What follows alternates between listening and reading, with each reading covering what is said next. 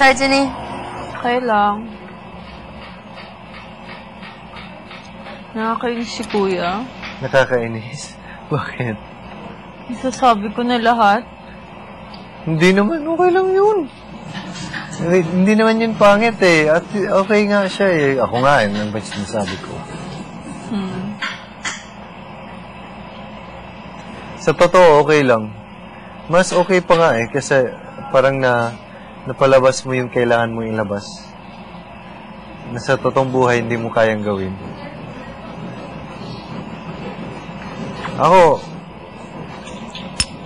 kahit ako, mahirap yung ginawa ko kanina. Sinabi ko.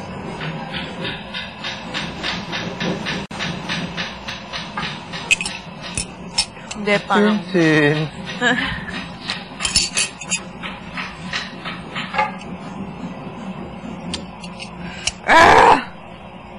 Okay lang yun, Tintin.